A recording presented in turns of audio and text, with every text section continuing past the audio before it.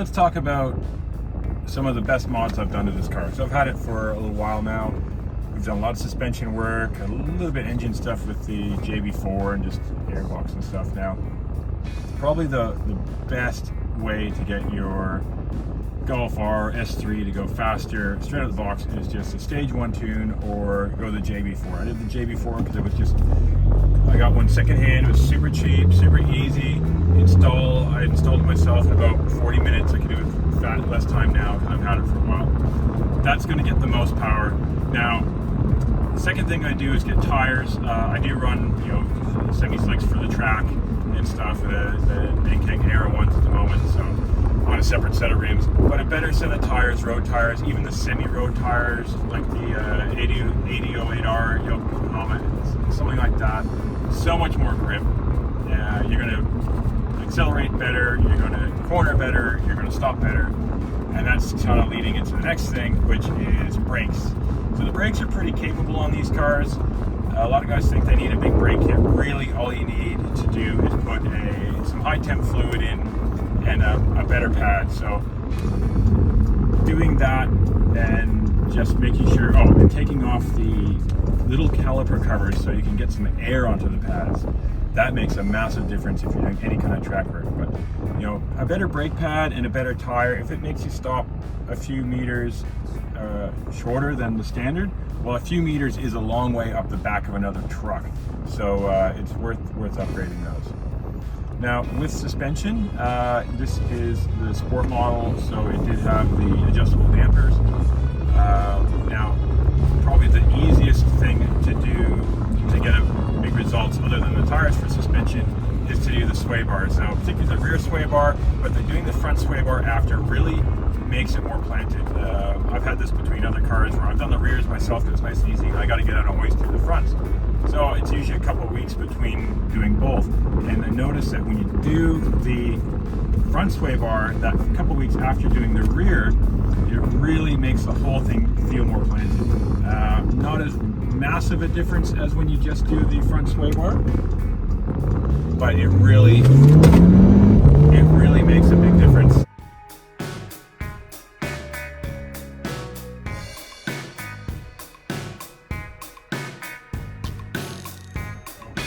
I recommend do both sway bars and end links to go with that because you need to adjust them a bit better.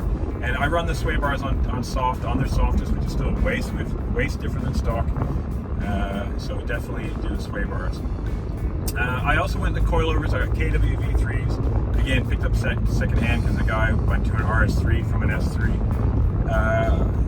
Worth doing if you're going track work. Not really necessary if you're doing on a road car. On a road car, just a good set of lowering springs. I had Whiteline springs in this. Friend's got racing line in his car. Really quite nice. And then important if you have the adjustable dampers to get them recalibrated for that lower ride height.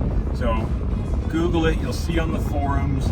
There's a couple specific pages on it on what to show the dealer, because the person on the front desk when you want to book it in has no idea what you're talking about. And you really want to get that ride height adjusted, recalibrated for the new lower springs. And what that did, it took out a lot of choppiness.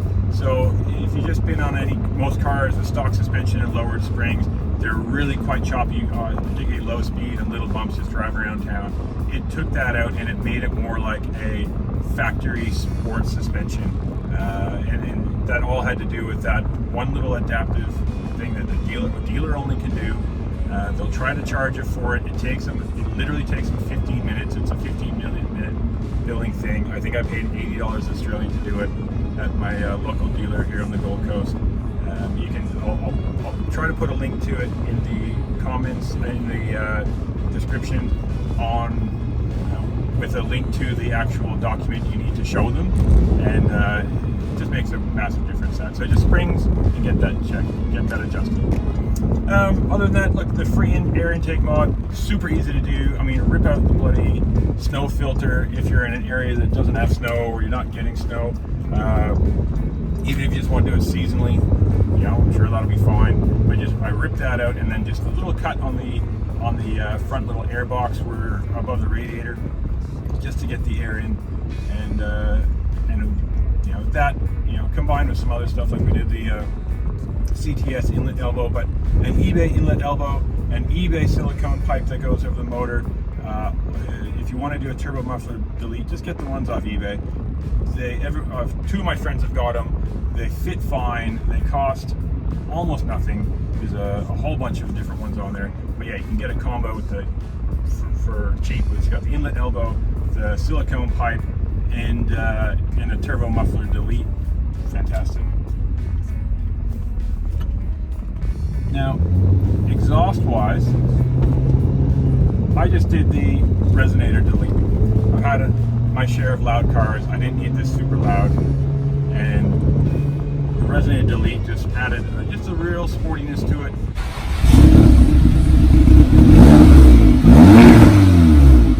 When the valves are open, sounds fantastic. OBDELEVEN. If you don't have one of those, get one, because you just need it for changing a whole bunch of nice little tweaks and adaptive stuff. But you can code the valves open.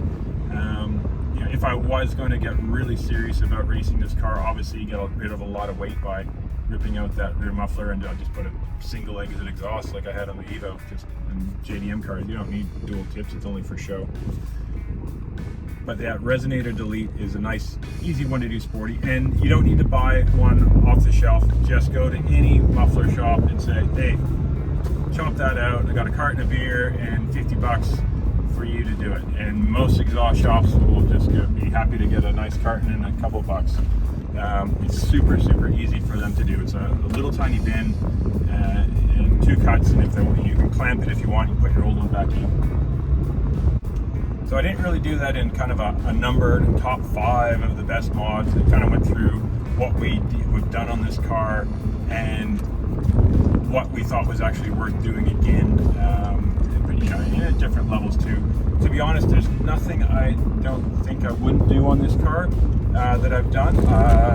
The only thing I'd be looking at doing now is because it's so hot here, maybe doing the intercooler and a tune and a gearbox tune, but I haven't really had any problems with the JB4. It's been running fine. I just think now I've got the grip level, more importantly, got the grip level up, and I've got the braking fantastic. No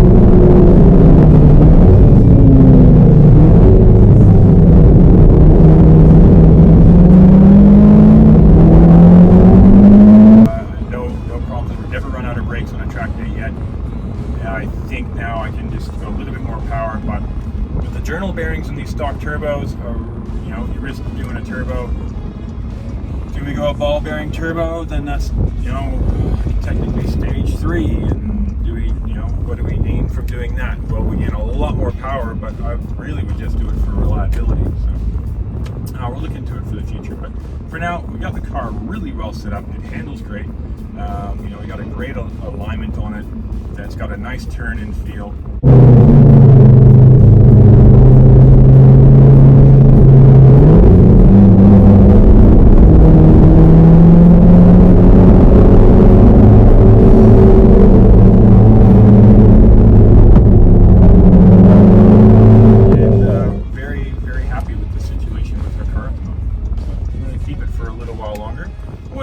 Getting rid of it, but I think I'm going to hold on to it now and just enjoy it. We'll do a few more days when all the racetracks open again, and I think they're going to be busy. A lot of people are going to be itching to get out there when all this stuff is over with the COVID.